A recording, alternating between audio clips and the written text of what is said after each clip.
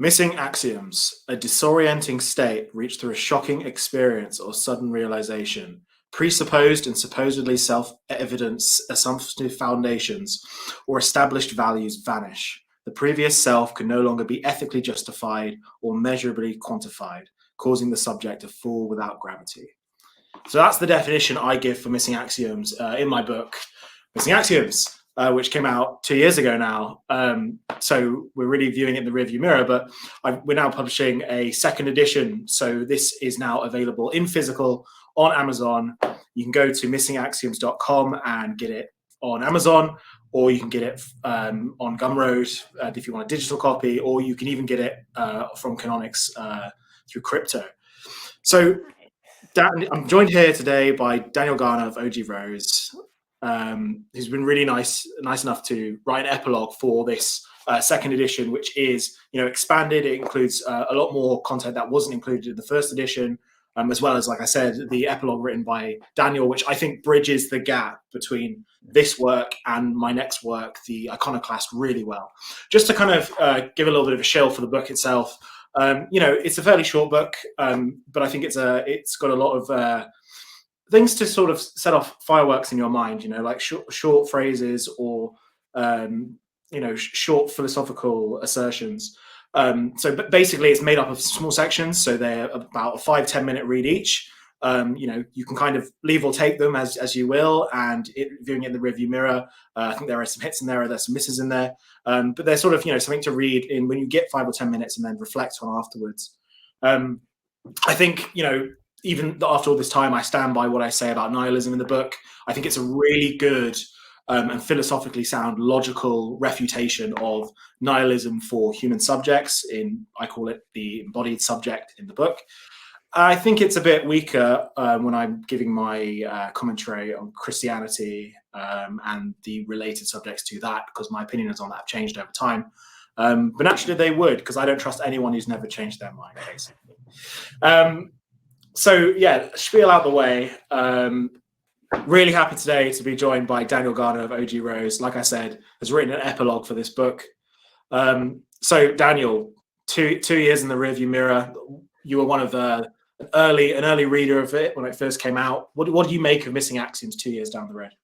It's a great question, Samuel Barnes, and congratulations on the paperback version of Missing Axioms. I enjoy the writing very much. I enjoy the arguments, the thinking, the eloquence, the bringing together of eloquence and insight is not an easy accomplishment, but you make it look easy. So well done, sir.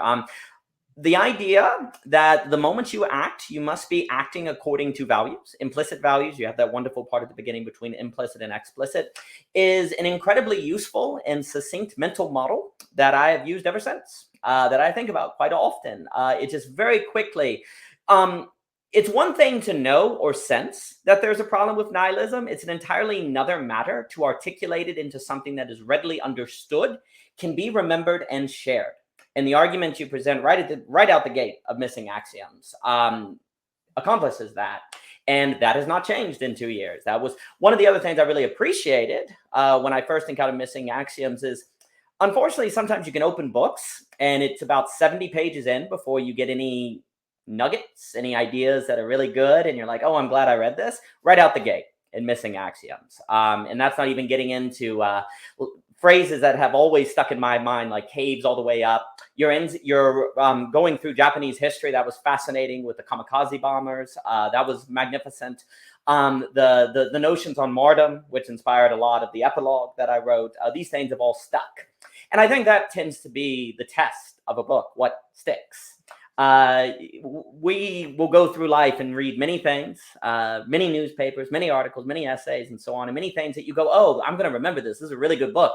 And then 2 weeks later, you can't recite any of it or remember any of it. Missing Axioms does not fail in that regard. After 2 years, it still sticks.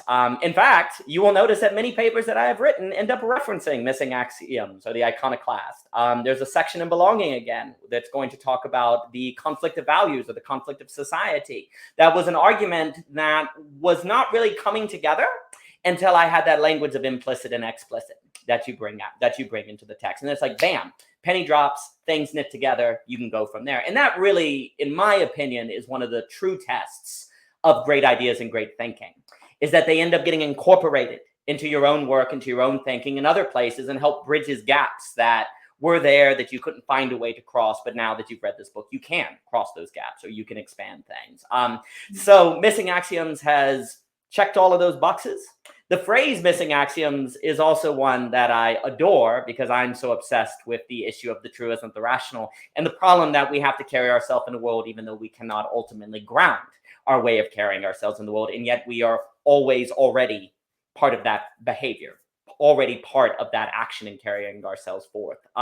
So after 2 years, I would say it certainly checks all the boxes, Mr. Barnes. That's great. Yeah, no, I appreciate one thing I've really enjoyed about the way I would describe it is sort of a parallel research community.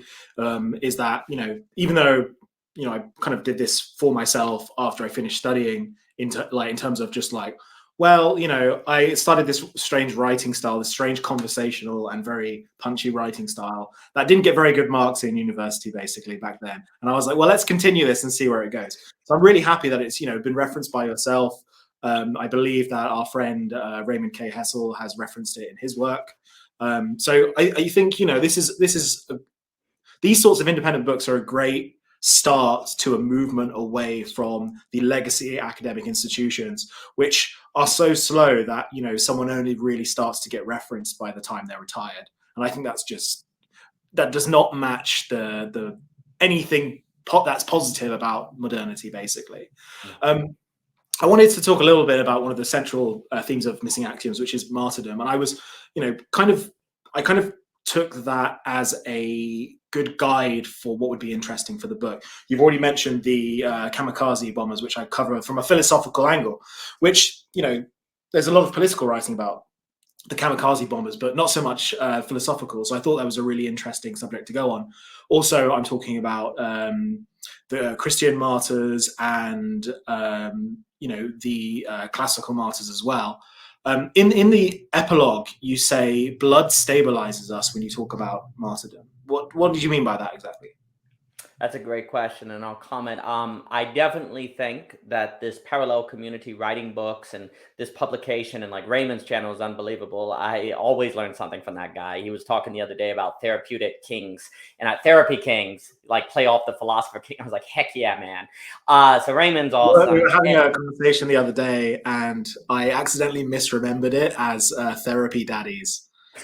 And actually said that to him. So it's the new sugar daddy. Wow, that's perfect. I think it's just a Freudian slip on my part, to be honest with you. Wow, I'm gonna use that. That's grand. And indeed, for these communities to publish books, I mean, the publication of books is an important phase of it. And I think it's necessary to be part of it, because a book is a sustained point that also is expanding, that kind of is needed in order to expand the topics that these areas are covered in, the interconnections and things like that. So it's very important. So I'm glad you've done it. So blood stabilizes. So in the Iconoclast, you make the point that you can never answer the meta question, which also would ultimately mean that we can never axiomatically ground our worldviews or philosophies, even if they're right. You see, a lot of people could hear, oh, we can't axiomatically be certain of our worldviews, as meaning that therefore they're false. That's not the case. No one's saying that. But there's this unavoidable uncertainty, intention that we have to live with. But one of the great ways we hide from that is by believing things that other people have died for. So if, for example, if you are believing that the empire and the emperor in Japan is some sort of god, and there's all of these young men who are willing to commit kamikaze for him, well, surely they would not commit kamikaze for something that's false, right? And so martyrdom has a very powerful function in ideology preservation, in a Zizekian sense, or in a way of hiding from the fact that your worldview is lacking that ultimate grounding, rather true or false. It's also hiding from you facing this fact that you must always be operating according to values, even if you've never thought of them, like you mentioned at the beginning of the book, right? Because if you realize that you are always already operating according to values, that's pretty strange. That opens a whole can of worms. There's a lot of tension that comes from that. But if I can go, oh, but these soldiers over here died for this. The fact also dispels any notion that you could possibly be a nihilist. Exactly. And so you have to choose. Here's the thing. Like, one of the things that nihilism can do is make you feel like you don't have to make a Kierkegaardian leap of faith.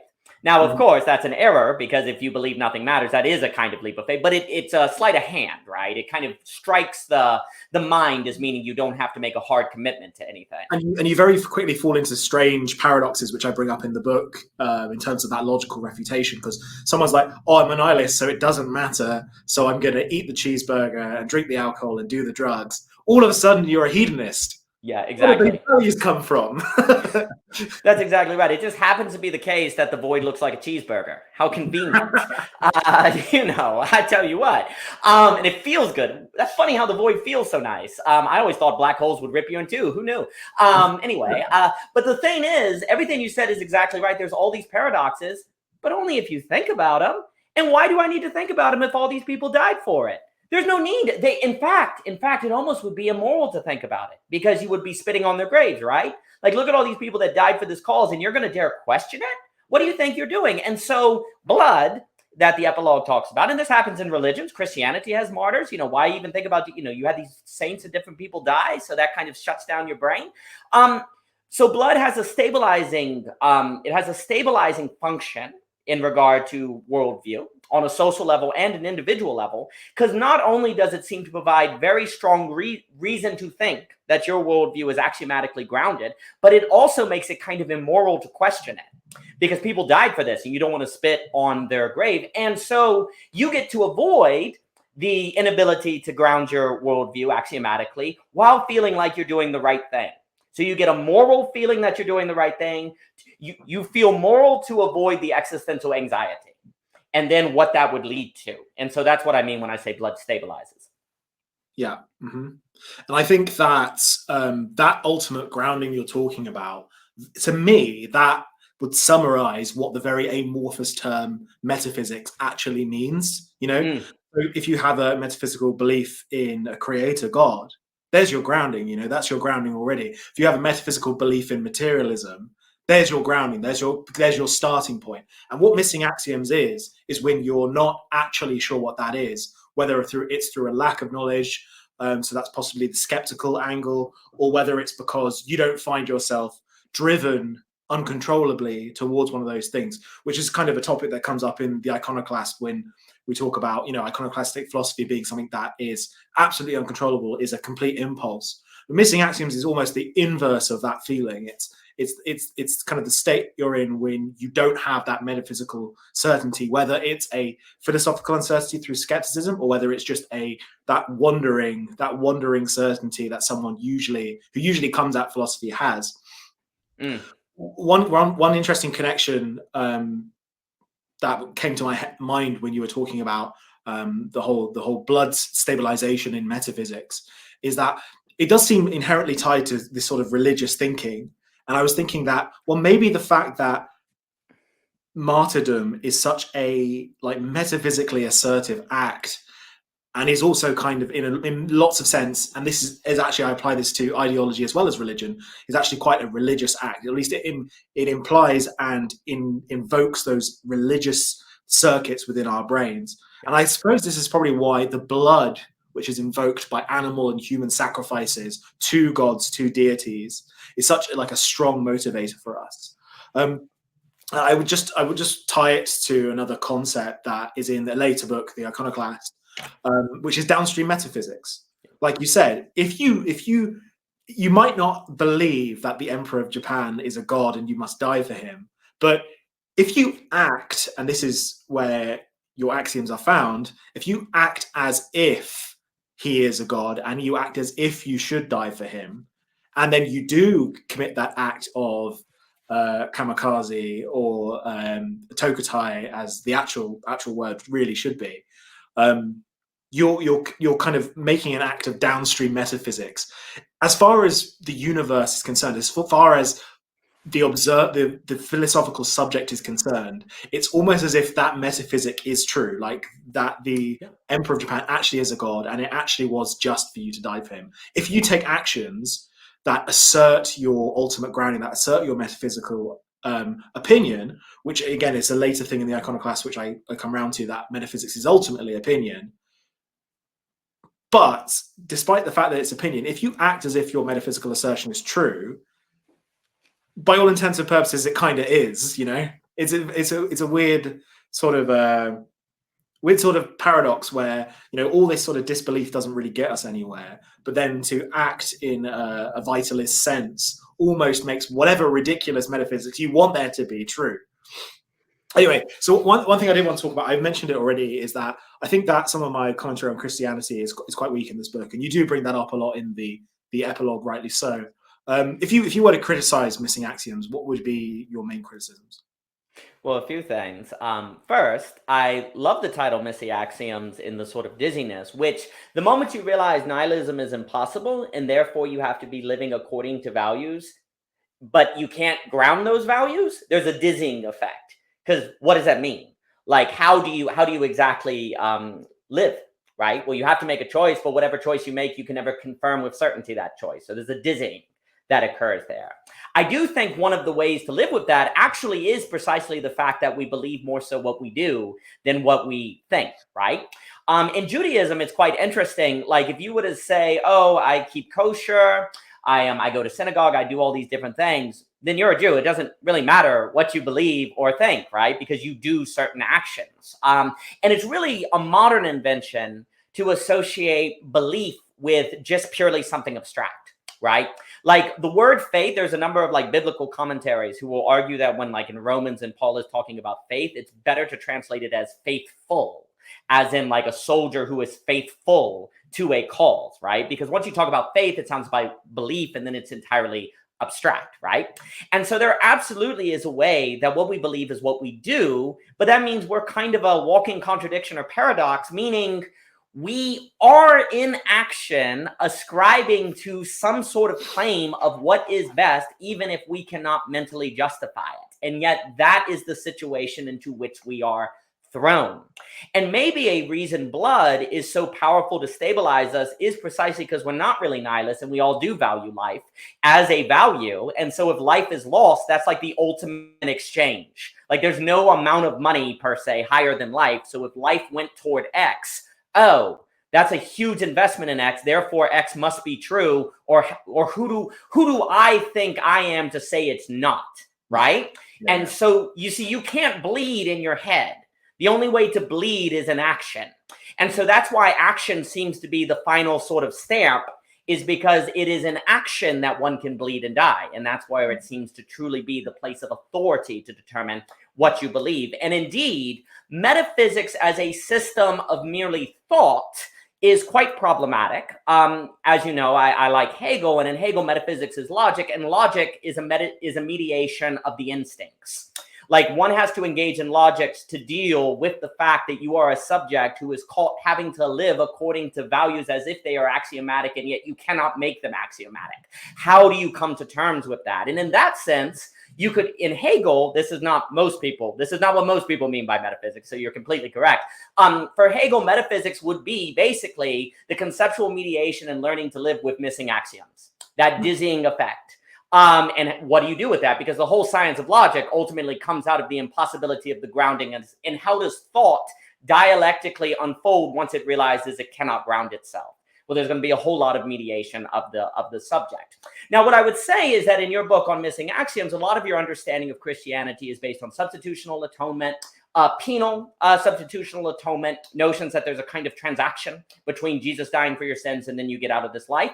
There's most of devotions on heaven. And to your defense, a whole lot of Christianity has in fact been that. That has been what a lot of people have put forth. So I don't in any way whatsoever think it is incorrect to critique that.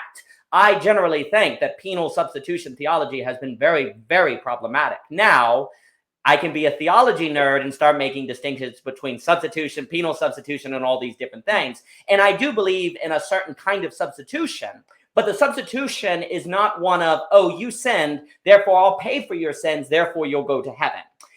Especially by faith alone. Well, then you don't have to worry about anything, right? You just believe in Jesus. And then worse yet, you define belief as faith as an abstract reasoning, and you're basically just a head on a stick. The Christian becomes a head on a stick, right? Mm-hmm. Now, the thing I would say is, like I try to bring out in the epilogue, I think there's an opportunity here actually to use Jesus as really good evidence of missing axioms, because what Jesus does is take away the martyrdom function. that's kind of funny because you would say, oh, isn't Jesus a martyr? Isn't he a martyr, right? Doesn't he die for your sins and different things like that? No, Jesus calls you to die. And this is the funny move. Martyrdom is taken off the table. You cannot strap your beliefs now to something external from yourself that you base your beliefs on. You have to die, which is really similar to martyrdom, but also entirely different. Because martyrdom is when you can get the value of blood to stabilize your world by off-putting it on someone else, projecting it onto another person. But Jesus is actually coming along and saying, no, you yourself have to engage in that. Oh, and by the way, it could feel like God has forsaken you, right? My God, Elo, Sabbath, my God, why have you forsaken me? Which would be extreme exposure to that missing axioms problem that you're talking about. Because is there not a more screaming example of a missing axiom situation than Jesus on the cross screaming, my God, why have you forsaken me? Yes. In his action, he has done what the most faithful person to God ever would do in his circumstance, which is dying on the cross for Jesus because you believe that's the will of the Father, which is precisely the moment when you abstractly in your mind feel like God has forsaken you. And yet it's a perfect blend of following your beliefs in action while losing the belief in your mind. And yet what Christianity shows is that's the action that's primary. It's not that when Jesus said, my God, why have you forsaken me? God's gone, oh, that's a sin. It's very interesting. You see, if you think about it, Jesus is sinless, right? Or one of the reasons he's able to be resurrected is because he's sinless. That's a whole theological. But if you just grant it to me, well, wait a minute. That would mean that saying, my God, why have you forsaken me wasn't a sin. Well, that's interesting because isn't disbelief a kind of sin? Isn't there a kind of lack of faith That's in exactly that? the critique I get at in the book, I think. Yeah, and so it would suggest that the action is more primary than the belief or the feeling, right? That the action is actually the place of belief, not just the mental state, right? Which again would basically be suggested as the only way to come to terms with the fact that we cannot axiomatically ground our beliefs. The only way to live our beliefs is to live them, to actually do them. And nihilism can't be lived. Therefore, nihilism is impossible. Yeah. So for me, Christianity there's a way to incorporate it into missing axioms outside of the more escapist view that could be quite fruitful. Yeah, and I suppose to kind of defend my parts of Christianity in the book, which I do think have some value still, they are almost a commentary, like you said. They're a commentary on the axioms I see supposedly Christian people playing out. And I do think that is the Father, why have you forsaken me? That part is so crucial to the Gospels. And I believe that because a lot of scholarly opinion thinks that because that's written in the original Aramaic, it might be the only direct quote we have from Jesus Christ, the historical figure, which is why I think I put so much credence into that, basically. It's very interesting you bring up the idea of Christ as sinless. One of the sort of, and you mention that Christ is the foolishness of living. And it's weird because I think that the Gospels themselves tell of the fact that Christ, yes, is sinless, like metaphysically speaking, but he understands the sinner. And I say this because of one of the sorrowful mysteries, which is the pain in the Garden of Gethsemane. I think I'm pronouncing that correctly. Where Christ enters the metaphysical space of the sinner. And that's the real thing about sin. Sin is not the hangover you have in the morning. Sin is not the anxiety you feel because you've done something wrong. Sin is not the person shouting at you because they're angry at you. Sin is that metaphysical space you enter when your axioms are not just missing, but misplaced. Excellent. I think it's very important. A few things. It kind of looks like Jesus sins, right? Like he gets mad at Peter. He's thrown over tables. He's getting irritated sometimes. Like you read the gospel and it's like, oh, this guy's sinless.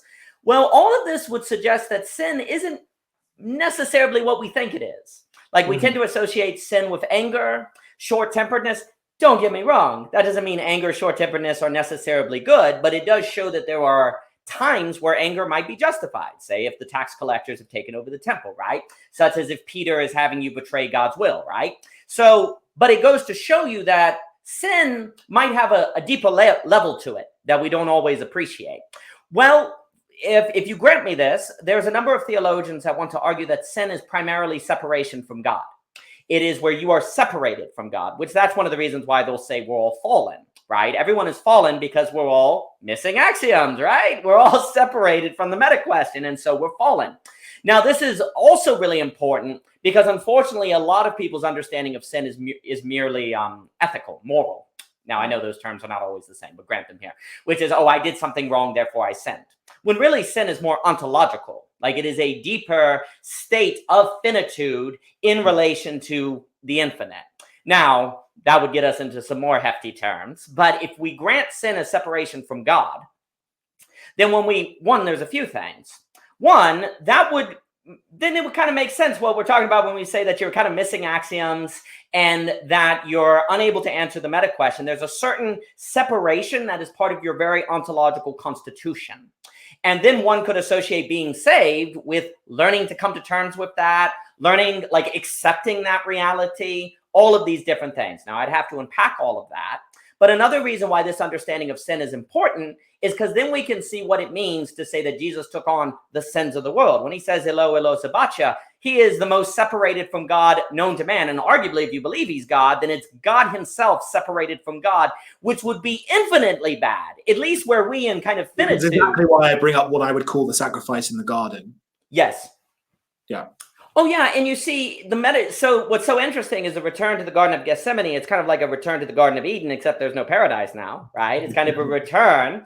And it is definitely a metaphysical space because he's feeling that separation from God, right? He is feeling like, well, he's feeling that this is what is going to come. And it's also a place of kind of coming to understand that if Jesus comes to be in a place where he's fully kind of exposed to finitude, if you will, then finitude at its core is separation from God, right? And so he would be taking that on infinitely so if he is participating in God. And so really what is critical is that in Christianity, there is an understanding of a facing of the missing axiom situation and taking that on. And in fact, if you don't, you are not taking up your cross, right? Unfortunately, there has been a popular version of Christianity that is primarily actually used martyrdom. Let's put it this way. They've used the martyrdom of Jesus, the blood of Jesus, to stabilize their worldview and all of the saints that have likewise bled, as opposed to facing death with Christ, which would be to, in a way, the way the epilogue will say, is the death of the martyrdom. Like in Gerard, it's the scapegoat mechanism. So I talk about the martyrdom mechanism. And so like Jesus, like actually Christians, if you're a Christian, and I would say for everyone, frankly, is to overturn and to not use the martyrdom mechanism to stabilize your worldviews, but to in fact face death yourself, not use the death of others to make your worldview feel stable, but to you yourself enter into that space of missing axioms and to face everything that brings with it and to come to terms with it. Yeah, exactly. So I think to summarize, I think one of the main problems of missing axioms is that we must have values. And then that opens up the possibility of a suboptimal world. Yes. And basically you go on to say in the epilogue that at the end of the day, you have to die for something. So choose your hill wisely, I would say. Like I said, Missing Axioms available now, missingaxioms.com. Get it on whatever platform you want. If you already have bought it, then you should have access to the updated edition. To be honest with you, I think it's worth it for Daniel's epilogue alone, but that's just me being flattering. So I'd like to thank you, Daniel, for your time today, and I hope everyone can enjoy the book. It's been a pleasure, Samuel. And if you've bought the book, you should buy it again. You should buy it for friends and family. Christmas is coming up, and actually another Christmas after that. So you should go on and get some extra copies. I think that will work out. And people, for Valentine's, you need to, in order to fully love, you need to face the missing axioms so that you can come to terms with it and will stabilize your love. So I think it's also a great Valentine's gift. Exactly. Guaranteed true love if you buy the book. Bam. Bam. Samuel Barnes, you've done a masterful job. Asterisk, not a guarantee. Not a guarantee. And I then it's like remember second my asterisk, lawyer's in the really. background, like sweating right now. So it's It's just like right, and then third, it's like, what's your favorite dish on death row? Because that's what will get you. Okay, just don't attack us. So I've actually been thinking about that ever since you asked me like a year ago, and now I'm not. It might be watermelon now because I really love watermelon. So I'm you going said back that and last forth. Sam. time. You said that last time. Watermelon Oh, casserole. yeah. Oh, I thought I said squash casserole. Okay, so Oh shoot, it might have been. yeah, but watermelon. I don't remember what fruit you wanted in the casserole. I'm Oh, actually yeah. in the house and I'm like, Dan, I made you the watermelon casserole, and you're like, oh, thank you. We'd be like, oh, this is missing axioms. This is Yeah, missing. right, exactly. But Anyway, Samuel, not in the book very well right now. So missingaxioms.com. Love you and leave you.